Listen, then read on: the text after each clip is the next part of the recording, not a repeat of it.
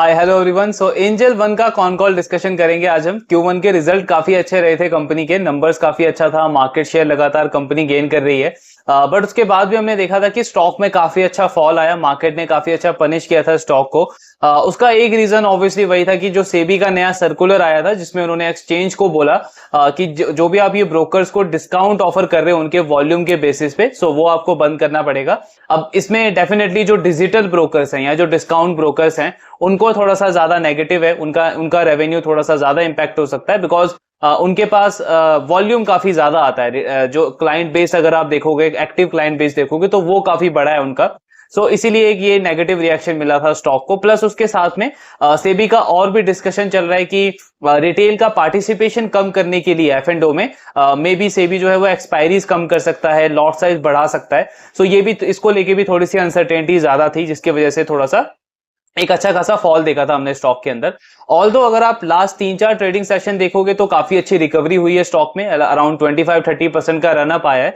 But again हमारा point तो वही है कि हमको बिजनेस पे फोकस करना है कि बिजनेस का अभी कैसा परफॉर्मेंस लग रहा है, आगे का आउटलुक कैसा लग रहा है मैनेजमेंट के अकॉर्डिंग, एंड उसके ऊपर हमको देखना है कि बिजनेस में कैसी अपॉर्चुनिटी लग रही है। सो कॉन कॉल अगर हम देखें कंपनी का, तो फर्स्ट ऑफ ऑल मैनेजमेंट का कहना है कि डिजिटल प्रोडक्ट्स का, सर्विसेज का जिस तरीके से पेनिट्रेशन बढ़ा है, प्लस इंटरनेट का जिस तरीके से पेनिट्रेशन बढ़ा है, तो ये एक बहुत अच्छी ग्रोथ अपॉर्चुनिटी प्रोवाइड करता है, सिर्फ एंजल वन के लिए नहीं बल्कि पूरी ब्रोकिंग इंडस्ट्री के लिए, पूरी कैपिटल मार्केट के लिए। एंड इसी को देख करके कंपनी को लगा कि आईपीएल जैसा जो प्लेटफॉर्म है, जो एक पैन इंडिया इवेंट है, वो काफी अच्छा रहेगा हमारे ब्रांडिंग के लिए, हमारे मार्केटिंग के लिए, हमारा विजिबिलिटी बहुत बढ़ सकता है इसकी वजह से। सो इन्होंने आईपीएल में पार्टिसिपेट किया। देन जो हमने इनके रिजल्ट में भी डिस्कस किया था कि एक third party marketing research study है जिन्होंने एक स्टडी शेयर करी कि आईपीएल में जितने भी ब्रांड्स ने अपना एडवर्टाइजमेंट मार्केटिंग वगैरह किया, एंजल वन जो है वो टॉप 3 ब्रांड्स में आता है इन टर्म्स ऑफ विजिबिलिटी। मतलब एंजल वन का जो मेन पर्पस था हमारी ब्रांड की विजिबिलिटी को बढ़ाना, वो इनका पूरी तरीके से फुलफिल हुआ इस आईपीएल में। ये डेटा देख के हमको लगता है कि टॉप 3 में आती है ये कंपनी आईपीएल में in terms of brand visibility. Then company का कहना है कि ऐसा इन्वेस्टमेंट जो है वो लॉन्ग टर्म में डेफिनेटली हमारे ब्रांड को और ज्यादा स्ट्रॉन्ग करता है, जो रिकॉल वैल्यू है हमारे ब्रांड की उसको और ज्यादा पावर देता है, एंड जो हमारा मार्केट शेयर गेन करने का जो ट्रेंड चल रहा है वो हम डेफिनेटली कंटिन्यू रख सकते हैं इसकी वजह से। देन हर एक क्वार्टर में हम देखते हैं कि ये कंपनी लगातार कुछ नए इनिशिएटिव्स, कुछ नए फीचर्स ऐड करती जा रही है अपने प्लेटफॉर्म के अंदर। जैसे लास्ट क्वार्टर में हमने देखा था तो इन्होंने स्टॉक एसआईपी स्टार्ट किया था, ऑटोमेट स्टॉक एसआईपी स्टार्ट किया था। अब इस क्वार्टर में कंपनी ने ईटीएफ के अंदर स्टॉक एसआईपी प्लस आपका स्टॉक डिस्कवरेबिलिटी, मतलब कौन सा स्टॉक आपका पिछले कुछ टाइम से लगातार अच्छा कर रहा है, किस सेक्टर के कौन से स्टॉक में ज्यादा वॉल्यूम आ रहा है, सो इस तरीके के जो ऑप्शन है वो भी इन्होंने अपने ऐप के ऊपर शेयर करना स्टार्ट कर दिया है। प्लस कंपनी ने और क्या किया है कि जो गेस्ट यूजर है उसके लिए भी एक इन्होंने काइंड ऑफ मतलब फ्री इंटरफेस उसको ऑप्शन देना स्टार्ट किया है। मतलब इवन दो अगर आपका अकाउंट नहीं है एंजल वन में, फिर भी आप उनके ऐप के ऊपर लॉग इन करके उनका पूरा इंटरफेस देख सकते हो, पूरे ऐप को गो थ्रू कर सकते हो। तो इससे होता क्या है, बेसिकली एक जो पोटेंशियल कस्टमर है वो थोड़ा सा ऑलरेडी आपका कन्वीनियंट, उसको थोड़ा कन्वीनियंस हो जाता है उस ऐप के साथ में कि ये प्लेटफॉर्म मेरे लिए सही रहेगा नहीं रहेगा, बिकॉज बहुत सारे ऐसे ब्रोकर्स हैं जो इस तरीके के ऑप्शन नहीं प्रोवाइड करते। आपको पहले अपना डीमैट अकाउंट ओपन करना पड़ता है, उसके बाद आप उनके ऐप को देख सकते हो कि अच्छा है बुरा है, कैसे कैसे फीचर्स है। बट क्योंकि एंजल वन पहले ही ये फीचर प्रोवाइड कर रहा है तो डेफिनेटली एक थोड़ा सा एक्स्ट्रा इंटरेस्ट बनता है उनके पोटेंशियल कस्टमर के लिए। प्लस साथ में एक और बड़ा डेवलपमेंट क्या है कि एंजल वन ने online joint demat account open करने का ऑप्शन भी देना स्टार्ट कर दिया है, एंड ये पहला डिजिटल ब्रोकर बन गया है जो ऑनलाइन जॉइंट डीमैट अकाउंट का ऑप्शन दे रहा है आज के टाइम पे। बिकॉज इवन ट्रेडिशनल ब्रोकर्स भी अगर आप देखोगे लाइक एचडीएफसी सिक्योरिटी, आनंद राठी, शेर खान, मोतीलाल ओसवाल, जो कि ऑलमोस्ट 25-30 साल पुरानी कंपनीज हैं, बट इनमें भी अगर आपको जॉइंट डीमैट अकाउंट ओपन करना होता है तो आपको फिजिकल मोड के थ्रू जाना पड़ता है, पूरा डॉक्यूमेंटेशन का प्रोसेस होता है और उसमें काफी टाइम लगता है। अब इस चीज की वजह से क्या हो रहा था कि मार्केट में बहुत सारे ऐसे क्लाइंट्स हैं, बहुत सारे ऐसे कस्टमर्स हैं जो एंजल वन, ग्रो ऐसे कंपनी में अपना अकाउंट ओपन करना चाहते हैं, बिकॉज उनका टेक काफी स्ट्रांग है, ऐप काफी इजी है यूज करने के लिए, लेकिन क्योंकि उनमें जॉइंट डीमैट अकाउंट का ऑप्शन नहीं है तो उनको ट्रेडिशनल ब्रोकर की तरफ जाना पड़ता था। बट अब एंजल वन ने क्योंकि ऑप्शन स्टार्ट कर दिया है तो डेफिनेटली एक नया कस्टमर सेगमेंट जो है वो कंपनी वो इससे अट्रैक्ट कर सकती है। सो ये एक अच्छा बड़ा डेवलपमेंट है कंपनी के लिए। एंड ऐसा पॉसिबल है कि आने वाले टाइम में अब इसको देख करके जो बाकी ब्रोकर्स हैं जैसे ग्रो है, आपका जीरोदा है, वो भी अभी ऑप्शन देना स्टार्ट कर दें।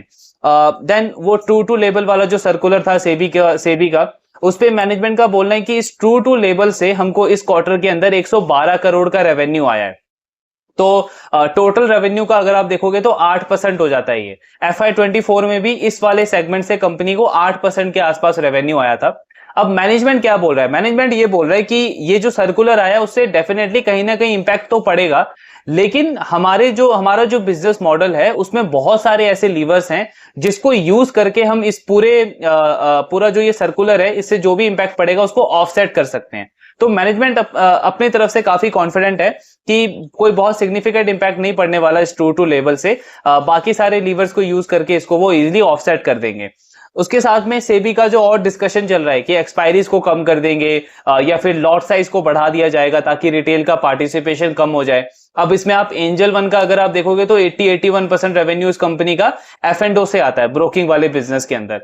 तो उसमें कंपनी क्या कह रही है कि हमारा मेन बिजनेस आता है F&O से, और हमको नहीं लगता कि ये जो सेबी करेगा एक्सपायरी कम कर देगा या फिर वो लॉट साइज बढ़ा देगा, इससे वॉल्यूम में कोई बहुत बड़ा इंपैक्ट पड़ने वाला है। बिकॉज कंपनी का कहना है कि हमारा ये एक्सपीरियंस रहा है कि पिछले 25-30 साल में जब भी इस तरीके की चीजें हुई हैं तो over a period of time जो इन्वेस्टर हैं, जो ट्रेडर्स हैं, वो इसके साथ एडजस्ट कर लेते हैं अपने आप को। एंड हर एक ट्रेडर जो है वो मार्केट में अपना एक रिस्क कैपिटल लेकर के आता है। सो उसको पता है कि ये मेरा कैपिटल जो है इसमें मैं सिर्फ ट्रेडिंग ही करने वाला हूं। एंड जो ट्रेडर है वो कोई ना कोई वे आउट ढूंढ ही लेगा ट्रेडिंग करने के लिए। अगर आप एक्सपायरी कम भी कर दोगे तो वो किसी और इंस्ट्रूमेंट में ट्रेड करेगा। लेकिन उसका मतलब ये हुआ कि वॉल्यूम पे कोई बहुत बड़ा इंपैक्ट हम एक्सपेक्ट नहीं कर रहे हैं। हाँ, थोड़ा बहुत इंपैक्ट हो सकता है, लेकिन अगेन उसको भी ऑफसेट करने के लिए हमारे पास बहुत सारे लीवर्स हैं। जैसे कंपनी कह रही है कि अभी तक जो हम कोलैटरल लेते हैं क्लाइंट से, तो बेसिकली क्या होता है कि अगर आपको F&O में ट्रेड करना है एंड आपके पास में कैश में कुछ स्टॉक्स पड़े हुए हैं, तो आप क्या करते हो कि ब्रोकर के पास में उस स्टॉक्स को कोलैटरल रख देते हो और ब्रोकर आपको उसके अगेंस्ट में मार्जिन देता है। तो एंजल वन कह रही है कि इस ऑप्शन पे भी अभी तक हम कोई खास प्राइसिंग चार्ज नहीं करते हैं कस्टमर को। तो ऐसा भी पॉसिबल है कि अगर इससे इंपैक्ट पड़ता है वॉल्यूम में तो इसमें हम कुछ चार्ज करना स्टार्ट कर दें। सो मोटा मोटा कंपनी ये कह रही है कि हमारे पास हमारे मॉडल में बहुत सारी ऐसी चीजें हैं जिसको हम यूज करके इन सारे इंपैक्ट्स को अच्छे से मैनेज कर सकते हैं। कोई बहुत सिग्निफिकेंट हमारे रेवेन्यू पे या ग्रोथ पे इसका इंपैक्ट नहीं पड़ने वाला। देन कंपनी का कहना है कि हाँ, अनटिल एंड अनलेस अगर बिल्कुल आप ऑप्शन को पूरा बैन ही नहीं कर देते हो, वो एक बहुत बड़ा इवेंट हो जाएगा अगर आप ऑप्शन को बैन कर दोगे। बट अगर वो नहीं होता है तो हमें नहीं लगता कि कुछ बहुत वॉल्यूम में कोई खास इंपैक्ट पड़ेगा। हम अच्छे से इसको मैनेज कर सकते हैं। इसके बाद में जो इनका म्यूचुअल फंड का बिजनेस है उसमें लाइसेंस मिलने में, अप्रूवल मिलने में काफी डिले हो रहा है। तो उसको लेकर के मैनेजमेंट का बोलना है कि हमारा ये एक्सपीरियंस रहा है कि जब भी आपका इलेक्शन का टाइम होता है या फिर जो बजट का टाइम होता है तो उसमें थोड़ा सा डिले हो जाता है। एंड फॉर्चुनेटली अब दोनों चीजें हो चुकी हैं तो ये अप्रूवल हमें जल्दी मिल जाना चाहिए, बिकॉज हमारी तरफ से जो भी डॉक्यूमेंटेशन था, जो एप्लीकेशन था, वो अपनी तरफ से हमारा पूरा डन हो चुका है। इसके बाद कंपनी का कहना है अगेन वही एक्सपायरी वाले पॉइंट पे कि एक्सपायरी को लेकर के हमारा अगेन वही पॉइंट है कि अगर आप एक्सपायरी कम भी कर देते हो फिर भी जो ट्रेडर है वो कोई ना कोई वे आउट ढूंढ ही लेगा, वो किसी और इंस्ट्रूमेंट में ट्रेड करेगा। एंड कोई खास इसका इंपैक्ट पड़ने नहीं वाला पूरे मॉडल के ऊपर। मार्केट को लेकर के एंजल वन का कहना है कि जो मार्केट है वो डेफिनेटली थोड़ा सा ओवर हीटेड जरूर लग रहा है हमको, लेकिन हमने पिछले 25-30 साल में ये एक्सपीरियंस किया है कि जितने भी बड़े बड़े फाइनेंशियल एक्सपर्ट हैं कोई भी मार्केट का हाई या मार्केट का बॉटम कभी प्रिडिक्ट नहीं कर पाया, और हम भी इस तरीके की कोशिश नहीं करते हैं। सेंटीमेंट वाइज अगर हम देखें तो हाँ, पूरा सेंटीमेंट बहुत बुलिश है, लेकिन फंडामेंटली अभी भी बहुत वैल्यू लगती है हमको मार्केट के अंदर। एंड हमारा ऐसा मानना है कि मार्केट का जो बेस्ट फेस है वो अभी भी नहीं आया, तो बेस्ट फेस अभी भी आना बाकी है मार्केट का। मतलब लॉन्ग टर्म अपॉर्चुनिटी को लेकर के मैनेजमेंट काफी ज्यादा बुलिश है। देन इसके साथ में कंपनी का कहना है अगेन वही कि अगर आप इस इंडस्ट्री को देखोगे तो मेजरली ब्रोकिंग इंडस्ट्री को जो टॉप 4-5 प्लेयर्स हैं वही ड्राइव कर रहे हैं। टॉप 4-5 प्लेयर कौन है? अब आपका वही grow, Zerodha, angel one, Upstox, ये टॉप 4-5 प्लेयर्स हैं जो इस पूरी इंडस्ट्री की ग्रोथ को ड्राइव कर रहे हैं। सो कंपनी क्या कह रही है कि यूनिट इकोनॉमी अगर आप देखोगे तो हर एक प्लेयर का सेम है, मतलब एंजल वन का भी सेम है, जीरोधा का भी सेम है, ग्रो का भी सेम है। तो अगर कल को चल के सेबी के इन अनाउंसमेंट की वजह से हमको प्राइसिंग बढ़ाना पड़ता है, तो ऐसा नहीं है कि जीरोधा, ग्रो या बाकी के जो प्लेयर्स हैं वो बिना प्राइसिंग बढ़ाए सेम मार्जिन, सेम प्रॉफिटेबिलिटी पे काम कर लेंगे, ऐसा पॉसिबल नहीं है। बिकॉज यूनिट इकोनॉमी हर एक टॉप 4-5 प्लेयर का बिल्कुल सेम है। तो अगर हमको प्राइस बढ़ाना पड़ रहा है अपने मार्जिन्स को सस्टेन करने के लिए, अपनी ग्रोथ को सस्टेन करने के लिए, तो डेफिनेटली उन प्लेयर्स को भी अपना प्राइसिंग वगैरह बढ़ाना पड़ेगा। अब हो सकता है वो किसी और प्रोडक्ट में बढ़ाए, किसी और सर्विस में बढ़ाए, लेकिन उनको प्राइसिंग वाला गेम खेलना ही पड़ेगा अगर उनको सेम प्रॉफिटेबिलिटी और सेम ग्रोथ को मैनेज करना है। बिकॉज यूनिट इकोनॉमी सबका सेम है। एंड उसके बाद पॉइंट क्या आ जाता है कि किस प्लेयर का ब्रांड कितना बड़ा स्ट्रांग है, किसका प्लेटफॉर्म कितना अच्छा है, कौन सा कितने क्लाइंट जो है वो उस प्लेटफॉर्म में ज्यादा कन्वीनियंट फील करते हैं। सो ये सब बाकी के फैक्टर्स आ जाते हैं। लेकिन प्राइसिंग पे कोई भी प्लेयर नहीं प्ले कर सकता इस पॉइंट पे कि दूसरा प्लेयर प्राइसिंग बढ़ा दे और हम प्राइसिंग को कम रख के भी सेम प्रॉफिटेबिलिटी और सेम ग्रोथ को मैनेज कर ले। तो एक्चुअली ये बहुत पॉजिटिव है। इससे हमको क्या समझ आता है कि अगर एंजल वन कल को जाके प्राइस बढ़ाता भी है तो भी ऐसा नहीं है कि वो मार्केट शेयर लूज करने लगेगा, बिकॉज बाकी प्लेयर्स को भी सेम प्रॉफिट को मेंटेन करने के लिए प्राइसिंग को बढ़ाना ही पड़ेगा। तो ये एक पॉजिटिव चीज है। प्लस साथ में कंपनी क्या बोल रही है कि हमारा जो एक्सपीरियंस रहा है, जो हमने पिछले कुछ टाइम में कितने सारे सर्विसेज फ्री देना शुरू किया है कस्टमर्स को, तो ऐसा नहीं है कि कस्टमर्स को हम चार्ज करना शुरू कर देंगे तो वो बिल्कुल ही ट्रेडिंग बंद कर देंगे या काम करना बंद कर देंगे या अकाउंट स्विच कर लेंगे। कस्टमर का जो प्रॉब्लम है वो मेन है सॉफ्टवेयर को लेकर के, टेक्नोलॉजी को लेकर के, ऐप इंटरफेस को लेकर के। तो जब तक आप उनको सर्विस अच्छी दे रहे हो, एक अच्छा प्लेटफॉर्म प्रोवाइड कर रहे हो, तो कस्टमर बिल्कुल भी माइंड नहीं करेगा अगर उसको आप थोड़ा सा ज्यादा भी चार्ज कर लोगे। सो प्राइसिंग यहाँ पे कोई भी बहुत बड़ा रोल प्ले नहीं करता है। देन कंपनी का कहना है कि जो इनके लैंडिंग के प्रोडक्ट्स हैं उसमें इनका इंटीग्रेशन चल रहा है, टेस्टिंग मोड में है। एक लेंडर के साथ में इन्होंने अपने प्लेटफॉर्म को इंटीग्रेट कर लिया है और ये जो सेकंड क्वार्टर अभी चल रहा है इसमें ये 3 से 4 और लेंडर के साथ में इंटीग्रेट कर लेंगे। प्लस जो इनका फिक्स इनकम वाला प्रोडक्ट है उसमें भी इंटीग्रेशन चल रहा है और सेकंड क्वार्टर में ये अपने पूरे जितने भी इनके क्लाइंट बेस हैं उन सबके लिए फिक्स्ड इनकम प्रोडक्ट का जितने भी प्रोडक्ट्स हैं वो इनके विजिबल हो जाएंगे इनके ऐप के ऊपर। देन वेल्थ मैनेजमेंट वाले बिजनेस में कंपनी का कहना है कि हम अक्रॉस इंडिविजुअल इनकम लेवल पे टारगेट करेंगे। अब लॉजिकली अगर आप देखो तो एंजल वन का जो ब्रोकिंग का मॉडल है उसमें इनका टारगेट क्लाइंट कौन है? रिटेल क्लाइंट, मासेस को ये कंपनी मेनली टारगेट करती है। लेकिन वेल्थ मैनेजमेंट वाले बिजनेस में ये company across income group individuals को टारगेट करना चाह रही है, मतलब एचएनआई को भी, इमर्जिंग एचएनआई को भी और अल्ट्रा एचएनआई को भी। इसके पीछे का लॉजिक क्या दे रही है कंपनी? सो मैनेजमेंट का बोलना है कि अगर आप हमारी लीडरशिप टीम देखोगे वेल्थ मैनेजमेंट की, वो बहुत ज्यादा एक्सपीरियंस्ड है, 20-20, 25-25 साल का उनका एक्सपीरियंस है। सो हमारा ऐसा मानना है कि आज के टाइम पे वेल्थ मैनेजमेंट इंडस्ट्री में अगर आप टेक्नोलॉजी के साथ में डोमेन नॉलेज, इन दोनों को अगर आप ऐड कर देते हो, इन दोनों को कंबाइन कर देते हो, तो एक बहुत अच्छी प्रोडक्ट ऑफरिंग बन सकती है जो कि हर एक सेगमेंट ऑफ कस्टमर्स को आप टारगेट कर सकते हो। प्लस जो उनकी लीडरशिप टीम है, जिन्होंने पहले कोटक में, आईसीआईसीआई जैसे बड़ी इंस्टीट्यूशन में काम किया हुआ है इन्वेस्टमेंट मैनेजमेंट का, उन्होंने ऑलरेडी अल्ट्रा एचएनआई और एचएनआई सेगमेंट में काफी अच्छा एक्सपीरियंस है, उनको उन क्लाइंट्स के साथ में डील करने का काफी अच्छा एक्सपीरियंस है। सो इससे इनको कॉन्फिडेंस आता है कि हम एचएनआई, अल्ट्रा एचएनआई कस्टमर्स को बहुत इजीली टारगेट कर सकते हैं। प्लस डिजिटल के साथ में ये ओमनी चैनल प्रेजेंस रहेगा, मतलब डिजिटल तो रहेगा ही, साथ में इनके आरएम भी रहेंगे, फिजिकल आरएम रहेंगे जो इन अल्ट्रा एचएनआई कस्टमर्स को फिजिकल सर्विसेज भी प्रोवाइड करेंगे। इसके साथ में एक्सपेंसेस की अगर हम बात करें तो आज के टाइम पे एंजल वन का टोटल जितना बिजनेस है, जितना रेवेन्यू है, उसका 0.6% ये अपने नए बिजनेसेस के ऊपर इन्वेस्ट कर रहे हैं। इसका मतलब क्या हुआ कि अगर इनके ये नए बिजनेसेस नहीं होते, मतलब एएमसी का बिजनेस नहीं होता, वेल्थ मैनेजमेंट का बिजनेस नहीं होता, लैंडिंग प्रोडक्ट का बिजनेस नहीं होता, इन बिजनेसेस पे अगर कंपनी इन्वेस्ट नहीं कर रही होती तो इनका मार्जिन जो है वो 0.6% ज्यादा होता। सो कोई बहुत बड़ा इंपैक्ट इससे पड़ता नहीं है, इसलिए कंपनी कह रही है कि ये इन्वेस्टमेंट हम कंटिन्यू रखेंगे आने वाले टाइम में भी। मार्जिन्स को लेकर के मैनेजमेंट का कहना है कि आने वाले क्वार्टर्स में हमारा जो मार्जिन है वो वापस पुराने लेवल पे आ जाएगा, 47-48% पे।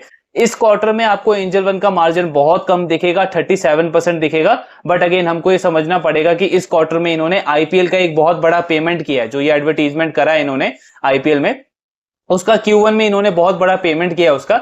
इसकी वजह से कॉस्ट बढ़ने की वजह से इनके मार्जिन पे थोड़ा सा प्रेशर है। अदरवाइज कंपनी का अगर आप उस कॉस्ट को एक्सक्लूड कर दोगे तो इनका मार्जिन वहीं पे आ जाता है 47-48% के आसपास। देन कंपनी का कहना है कि FY25 में पूरा हमारा क्या मार्जिन रहेगा, इस पे हम अभी कमेंट नहीं कर सकते। इसका रीजन ये है कि सेबी की तरफ से एक सर्कुलर तो आ गया है, बाकी जो अनाउंसमेंट चल रहा है, जो डिस्कशन चल रहा है कि वो एक्सपायरी कम करेंगे या लॉट साइज बढ़ाएंगे, तो बेसिकली हम उसका वेट कर रहे हैं। एक बार उसका अनाउंसमेंट आ जाए उसके बाद हम देखेंगे कि हमें किस तरीके की स्ट्रेटेजी लानी है, कौन सा लीवर यूज करना है हमारे बिजनेस में, हमारे ग्रोथ और प्रॉफिट को मेंटेन करने के लिए। अब उसमें होगा क्या, फॉर एग्जाम्पल अगर अगले क्वार्टर में सेबी का ये अनाउंसमेंट आता है तो उसमें हमें मिनिमम 15 से 20 दिन चाहिए होगा जब हम पूरा ये स्ट्रेटेजी बनाएंगे, बिकॉज हम पूरे 5 साल का डेटा प्लान करेंगे, डेटा फोरकास्ट करेंगे कि आज जो हम डिसीजन ले रहे हैं, फॉर एग्जाम्पल अगर किसी एक प्रोडक्ट पे हम प्राइसिंग बढ़ा रहे हैं तो अगले 5 साल बाद हमारे बिजनेस पे उसका किस तरीके से इंपैक्ट पड़ने वाला है। तो ये सारी चीजें करने में हमको 15 से 20 दिन का टाइम लगेगा। अब इसमें क्या होगा कि पॉसिबल है कि उस पर्टिकुलर एक क्वार्टर में हमारा मार्जिन थोड़ा सा नीचे आ सकता है, इसीलिए हम मार्जिन का आज गाइडेंस नहीं दे रहे हैं। हम वेट कर रहे हैं कि सेबी की तरफ से एक बार पूरा सर्कुलर आ जाए। सो सर्कुलर आने के बाद हम मार्जिन का गाइडेंस दे देंगे कि FY25 में क्या मार्जिन हम टारगेट कर रहे हैं। बट ओवरऑल अगर आप देखो, मतलब ये सेबी वाला पार्ट अगर आप हटा दो, तो मैनेजमेंट का बोलना ये है कि हमारा जो बिजनेस मॉडल है वो 47 से 48% का मार्जिन सस्टेन करने के लिए बना हुआ है, एंड इतना मार्जिन हम लॉन्ग टर्म में बहुत इजीली सस्टेन कर लेंगे। तो ये सेबी का जो ये थोड़ा सा सर्कुलर का अनसर्टेनिटी बना हुआ है शॉर्ट टर्म में, इसकी वजह से ये गाइडेंस नहीं दे रहे हैं। अदरवाइज इनका 47 से 48% का मीडियम टू लॉन्ग टर्म में हम अपने बिजनेस का मार्जिन का गाइडेंस है। देन जो इनका सब ब्रोकिंग वाला बिजनेस है उसमें कंपनी कह रही है कि इन्होंने म्यूचुअल फंड डिस्ट्रीब्यूटर्स को ऑनबोर्ड करने के लिए लाइव जर्नी वहां पे स्टार्ट कर दी है। आज के टाइम पे कोई भी म्यूचुअल फंड डिस्ट्रीब्यूटर जो है वो इनके प्लेटफॉर्म पे जाके खुद से ऐड कर सकता है, खुद से अपना पूरा आईडी वगैरह क्रिएट कर सकता है। कंपनी का कहना है कि इस पूरे टेक्नोलॉजी के साथ में हम इस वाले सेगमेंट के अंदर एक डिसरप्शन क्रिएट करना चाहते हैं। बिकॉज अगर आप देखोगे तो प्रूडेंट कॉर्पोरेट जो एक वेल्थ मैनेजमेंट कंपनी है उसका पूरा मॉडल ही इसी के ऊपर बेस है। वो क्या करती है कंपनी, एक पूरा टेक्नोलॉजी प्लेटफॉर्म प्रोवाइड करती है म्यूचुअल फंड डिस्ट्रीब्यूटर्स को, एंड उसके म्यूचुअल फंड डिस्ट्रीब्यूटर जो है वो अपने क्लाइंट का पूरा बैक ऑफिस, पूरा इन्वेस्टमेंट मैनेज करते हैं उनके प्लेटफॉर्म के ऊपर। सो ऐसा ही इन्होंने प्लेटफॉर्म बना के दिया है एंजल वन ने। लेकिन एंजल वन क्या कह रहा है कि हमारे पास एडवांटेज क्या है, हमारे पास एडवांटेज है डेटा का, टेक्नोलॉजी का, प्लस ये जो क्लाइंट ऑनबोर्ड होंगे, म्यूचुअल फंड डिस्ट्रीब्यूटर के जो क्लाइंट ऑनबोर्ड होंगे हमारे प्लेटफॉर्म के ऊपर, आगे चल के उनको हम ये सारे प्रोडक्ट्स ऑफर कर सकते हैं। ब्रोकिंग का प्रोडक्ट ऑफर कर सकते हैं, उनको F&O ऑफर कर सकते हैं, उनको लैंडिंग प्रोडक्ट ऑफर कर सकते हैं, उनको इंश्योरेंस ऑफर कर सकते हैं, फिक्स्ड इनकम प्रोडक्ट ऑफर कर सकते हैं। तो हमारा जो क्रॉस सेल रेशियो है वो बहुत ज्यादा बढ़ने का चांस है। सो इस तरीके से हम एक डिसरप्शन लाना चाहते हैं इस इंडस्ट्री के अंदर, तो वो इन्होंने स्टार्ट कर दिया। एंड कंपनी का कहना है कि एक अच्छी ग्रोथ हम एक्सपेक्ट कर रहे हैं आने वाले टाइम में हमारे सब ब्रोकिंग वाले बिजनेस से भी। देन वेल्थ मैनेजमेंट बिजनेस में अगेन कंपनी का कहना है कि हम 3 डायरेक्शन में अपनी टीम को बिल्ड कर रहे हैं। पहला डायरेक्शन तो ऑब्वियसली इन्वेस्टमेंट मैनेजमेंट का रहने वाला है। वो लोग रहेंगे जो पूरा इन्वेस्टमेंट देखेंगे कि पैसा कहाँ पे लगेगा क्लाइंट का, किस इंस्ट्रूमेंट में लगेगा, कितना रिस्क है, कितना रिवॉर्ड है, ये सारी चीजें वो मैनेज करेंगे। दूसरा जो हायरिंग रहेगी हमारी, वो हमारी टेक्नोलॉजी को लेकर के रहेगी। वो लोग जो हैं वो पूरा टेक पार्ट मैनेज करेंगे, because HNI ultra HNI customers को ऑब्वियसली आपको बहुत स्मूथ इंटरफेस प्रोवाइड करना पड़ेगा। एंड जो तीसरा जो टीम रहेगा हमारा वेल्थ मैनेजमेंट का, वो रहेगा RM का, जो फिजिकल RM रहेंगे, जो फिजिकल सर्विसेज प्रोवाइड करेंगे HNI अल्ट्रा HNI क्लाइंट्स को। बिकॉज ये जो HNI क्लाइंट्स हैं इनको फिजिकल असिस्टेंस बहुत ज्यादा चाहिए। ये इनका अगर आप पोर्टफोलियो देखोगे तो ये बहुत बड़ा पोर्टफोलियो होता है। एंड ये HNI क्लाइंट और अल्ट्रा HNI क्लाइंट कभी भी प्रेफर नहीं करते हम किसी ऐप के ऊपर हम पूरा इन्वेस्टमेंट कर दे। इनको एक फिजिकल असिस्टेंट चाहिए, पूरा कॉन्फिडेंस चाहिए, क्रेडिबिलिटी चाहिए। सो उसी को केटर करने के लिए ये फिजिकल RM वाला भी मोड कंपनी अप्लाई कर रही है। इसके साथ में कंपनी का कहना है कि प्लस अगर आप अगले 5 से 10 साल का व्यू लोगे तो जो एंजल वन के रिटेल क्लाइंट्स हैं, जो इनके मासेस क्लाइंट्स हैं, वो भी डेफिनेटली उनका भी वेल्थ बढ़ेगा। तो वो भी धीरे धीरे आगे चल के रिटेल से HNI कैटेगरी में आएंगे, HNI से अल्ट्रा HNI कैटेगरी में आएंगे। सो इन अ वे एक अच्छी सिनर्जी बनाने का प्लान है कंपनी का लॉन्ग टर्म बेसिस पे। देन एक ये काफी अच्छा इंसाइट इन्होंने शेयर किया है। सो कंपनी का कहना है कि पिछले कुछ सालों में मार्केट में जब भी डाउन ट्रेंड आता है, मतलब एक एक बहुत शार्प करेक्शन आता है, उसका मार्केट पे, इंडियन मार्केट पे किस तरीके का इंपैक्ट पड़ता है, इसमें बहुत बड़ा चेंज आया है। सो कैसा चेंज आया है? कंपनी का बोलना है कि प्री एंड पोस्ट डिजिटल, इस दो कैटेगरी में इन्होंने इस चेंज को डिवाइड किया है। प्री डिजिटल एरा में कंपनी का बोलना है कि जितने भी रिटेल क्लाइंट्स होते थे वो मेनली रिस्ट्रिक्ट होते थे आपके मेट्रो सिटी और टीयर 1 सिटी, मेट्रो या टीयर 1 सिटी से ही आपके सारे रिटेल क्लाइंट आते थे। इसके बियॉन्ड, मतलब जो ब्रॉडर मार्केट है आपका, वहां से ज्यादा पार्टिसिपेशन नहीं आता था रिटेल क्लाइंट का। और उसमें होता क्या था कि एफआईआई जो है आपके, उसका उनकी तरफ से अगर छोटी सी सेलिंग भी आती थी, फॉर एग्जांपल 50,000 करोड़ की, 60,000 करोड़ की भी सेलिंग आ गई, तो पूरे मार्केट में एक बहुत बड़ा करेक्शन आ जाता था। लेकिन पोस्ट डिजिटल एरा में क्या हुआ है? सबसे पहली चीज तो ये हुई है कि जो ब्रॉडर मार्केट है इंडिया का, टीयर 2, टीयर 3 एंड उसके बियॉन्ड जो मार्केट है, उन सिटी से पार्टिसिपेशन आना स्टार्ट हुआ है, रिटेल क्लाइंट्स ने पार्टिसिपेट करना स्टार्ट किया है। प्लस सबसे बड़ा पॉजिटिव क्या है इंडिया के लिए कि सिर्फ पार्टिसिपेशन ही नहीं है, मतलब ऐसा नहीं है कि सिर्फ डीमैट अकाउंट ओपन हो रहा है। डीमैट अकाउंट ओपन होने के साथ में उसमें एक्टिविटी हो रही है, उसमें ट्रेडिंग हो रहा है, उसमें कुछ ना कुछ इन्वेस्टमेंट आ रहा है।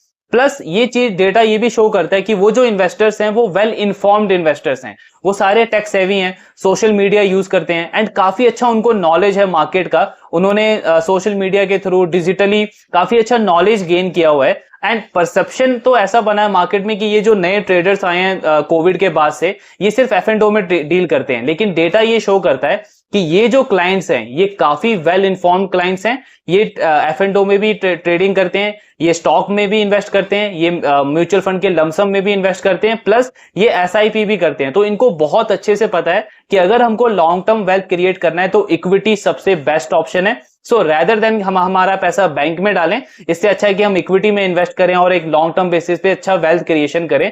सो ये एक सबसे बड़ा चेंज आया है। और इसकी वजह से हुआ क्या है कि इवन तो मार्केट में कई बार ऐसा पिछले कुछ सालों में हुआ है जब एफआईआई ने काफी अच्छी सेलिंग करी है, लेकिन उसके बाद भी इंडियन मार्केट ने वैसा करेक्शन नहीं देखा है। उसका रीजन यही है कि रिटेल की तरफ से काफी स्ट्रॉन्ग पार्टिसिपेशन बढ़ा है। सो ये डेफिनेटली लॉन्ग टर्म बेसिस पे अगर आप देखो तो पूरे कैपिटल मार्केट के लिए काफी अच्छा है। देन जो एसआईपी का अमाउंट है एंजल वन के लिए, वो लगातार बढ़ता जा रहा है। आज के टाइम पे on an average incremental SIP जो है उसका जो प्राइस है वो बढ़ करके 1500 हो गया है। अब देखने को तो आपको लगेगा कि एक एसआईपी इनके प्लेटफॉर्म पे सिर्फ 1500 रुपए की हो रही है, लेकिन अगर आप वॉल्यूम देखोगे तो बहुत बड़ा वॉल्यूम है ये, बिकॉज इस क्वार्टर में कंपनी का अभी तक का सबसे हाईएस्ट वॉल्यूम रहा है एसआईपी के नंबर्स में। इन्होंने 1.5 मिलियन एसआईपी रजिस्टर करी है। ये यूनिक एसआईपी है, मतलब कि नई एसआईपी रजिस्टर हुई है इनके प्लेटफॉर्म के ऊपर, ऑलमोस्ट 1.5 मिलियन इस पूरे क्वार्टर के अंदर। तो वॉल्यूम लगातार बढ़ता जा रहा है, प्लस उसका जो टिकट साइज है, एवरेज टिकट साइज है, वो भी लगातार बढ़ता जा रहा है। देन लैंडिंग वाले बिजनेस पे कंपनी का कहना है कि हमको कोई खास अप्रूवल लेने की जरूरत नहीं है, बिकॉज हम डिस्ट्रीब्यूटर के तरीके से काम करेंगे। हम ऐसा नहीं कि लैंडिंग प्रोडक्ट हमारा रहेगा, तो जो भी अप्रूवल चाहिए था वो हमने ऑलरेडी ले लिया है एंड इसके लिए कोई ज्यादा खास स्ट्रिक्ट गाइडलाइन नहीं है। फिर इन्होंने लास्ट क्वार्टर से एक डेटा शेयर करना स्टार्ट किया था, जिसमें कंपनी ये दिखाती थी कि 2020-2021 में जो हमने क्लाइंट एक्वायर किए हैं उसका अगले 3-4 साल में कैसा परफॉर्मेंस रहा है। तो वो बताने के पीछे दो पर्पस था कंपनी का। पहला पर्पस ये था, कंपनी ये बता रही थी कि जब भी हम कोई नया क्लाइंट एक्वायर करते हैं, जैसे 2021 में जो इन्होंने क्लाइंट्स एक्वायर किए थे, सो कंपनी ने उस डेटा में ये शो किया था कि मे बी पहले साल में आपको दिखेगा कि उन क्लाइंटों ने एफ एंड ओ में ही काम किया है, लेकिन अगर आप 2-3-4 साल का डेटा देखोगे तो उसमें आपको दिखेगा कि उन क्लाइंटों ने एफ एंड ओ के साथ में आगे चल के अपना कैश मार्केट में, यानी कि स्टॉक्स वाला पोर्टफोलियो भी बिल्ड किया है। तो ये शो करता है कि इन्वेस्टर जो है वो वेल इन्फॉर्म्ड है एंड वो लॉन्ग टर्म वेल्थ क्रिएशन के ऊपर फोकस कर रहा है। दूसरा पॉइंट क्या था? दूसरा पॉइंट ये था कि कई बार, मतलब जो इन्होंने 2020-21 में जो क्लाइंट एक्वायर किए थे उसमें से बहुत सारे ऐसे क्लाइंट थे जो पहले साल में इनएक्टिव थे, मतलब उन्होंने काम ही नहीं किया, लेकिन अगले 3-4 साल में लगातार उनकी एक्टिविटी बढ़ती रही, उनका पोर्टफोलियो का साइज भी बढ़ा, उनका ट्रेडिंग वॉल्यूम भी बढ़ा। तो अगेन इससे क्या समझ में आता है कि एंजल वन जो है वो क्लाइंट तो एक्वायर कर रहा है, प्लस क्लाइंट एक्वायर करने के साथ में उसको वो रिटेन भी कर रहा है, मतलब एक्टिव क्लाइंट बढ़ रहे हैं। सो उसी से कंपनी का जो रेवेन्यू में प्रिडिक्टेबिलिटी है, जो सस्टेनेबिलिटी है, वो वहीं से आएगा एक ब्रोकर का, जब उसके प्लेटफॉर्म पे ज्यादा से ज्यादा क्लाइंट जो है वो एक्टिव रहेंगे। सो ये डेटा इन्होंने इस क्वार्टर में भी शेयर किया। तो अगेन बहुत अच्छा डेटा है ये, इनके पीपीटी में इन्होंने शेयर करा हुआ है। एंड कंपनी कह रही कि ये जो FY23 FY24 का जो डेटा है वो भी ये बहुत जल्दी ऐड करेंगे उस पीपीटी के अंदर। देन इनका कहना है कि जो सेबी का नया अनाउंसमेंट आएगा उससे हमको नहीं लगता कि लाइफ टाइम वैल्यू के ऊपर भी कोई इंपैक्ट पड़ेगा हमारे कस्टमर्स के। बिकॉज अगर आप सपोज करो कि वैसा सर्कुलर आने के बाद अगर कोई कस्टमर, अगर कोई क्लाइंट ट्रेडिंग कम भी कर देता है तो भी वो जो ट्रेडिंग वाला पैसा है वो कैश मार्केट में यूज करेगा, मतलब वो स्टॉक्स में इन्वेस्ट करना स्टार्ट कर देगा। इसका एडवांटेज क्या होगा, ट्रेडिंग में उसको लॉस भी होता था तो वो ज्यादा इन्वेस्ट नहीं कर पाता था, लेकिन कैश मार्केट में क्योंकि उसको प्रॉफिट होगा, लॉन्ग टर्म बेसिस पे उसको रिटर्न अच्छा आएगा तो वो ज्यादा कैपिटल इन्वेस्ट करेगा। सो लॉन्ग टर्म बेसिस पे अगर हम देखें तो कंपनी का कहना ये है कि अगर थोड़ा बहुत वो ट्रेडिंग का वॉल्यूम कम भी करेगा लेकिन वो पैसा क्योंकि कैश मार्केट में जाएगा उसका, तो 3 4 5 साल के बेसिस पे अगर हम देखें तो लाइफ टाइम वैल्यू में कोई खास नेगेटिव इंपैक्ट इसका नहीं पड़ेगा। सो ये ओवरऑल कॉन कॉल डिस्कशन था मैनेजमेंट का। मतलब इसको देख करके हमको क्लियरली समझ आता है कि मैनेजमेंट काफी ज्यादा कॉन्फिडेंट है कि अगर ये एक दो चीजें और आती भी हैं सेबी की तरफ से तो इनके पास बहुत सारे लीवर्स अवेलेबल हैं जिसको यूज करके ये कंपनी इजीली ऑफसेट कर सकती है इनके इंपैक्ट्स को। प्लस दूसरा पॉइंट क्या है कि अगर ये प्राइसिंग बढ़ाती भी है तो भी कंपटीशन वाइज कोई ऐसा नेगेटिव इंपैक्ट नहीं पड़ेगा कि कस्टमर इनसे स्विच करके इनके बाकी प्लेयर्स के पास चले जाएंगे। बिकॉज यूनिट इकोनॉमी जो है वो हर एक प्लेयर की, टॉप 4 5 प्लेयर्स की बिल्कुल सेम है। एंड अगर उनको भी सेम ग्रोथ और प्रॉफिट का नंबर मेंटेन करना है तो उनको भी अपना प्राइसिंग जो है वो बढ़ाना ही पड़ेगा at the end. So numbers अच्छे हैं, आगे का गाइडेंस भी अच्छा है, और अगर आप हर एक मंथ का इनका बिजनेस अपडेट ट्रैक करोगे तो कंसिस्टेंटली कंपनी 40-50% से अपने क्लाइंट बेस को एक्वायर करती जा रही है। स्टॉक का पीई मल्टीपल देखोगे तो अभी भी 18-20 के पीई पे स्टॉक ट्रेड कर रहा है। बिजनेस ग्रोथ 50-60% की है। प्रॉफिटेबिलिटी के नंबर्स भी काफी अच्छे हैं कंपनी के। सो एक काफी इंटरेस्टिंग बैट बनता है पूरे ब्रोकिंग इंडस्ट्री में। मार्केट लीडर है लगातार, जिस स्पेस पे कंपनी क्लाइंट एक्वायर कर पा रही है इंडस्ट्री में कोई इसके आसपास भी नहीं है। सो बहुत अच्छा बिजनेस है, लगातार ग्रोथ अच्छी है। बाकी देखते हैं आने वाले क्वार्टर्स में कैसे नंबर रहते हैं कंपनी के। एंड ऑफ कोर्स आपके जो भी डाउट्स है do let me know in the comment box. Thank you very much.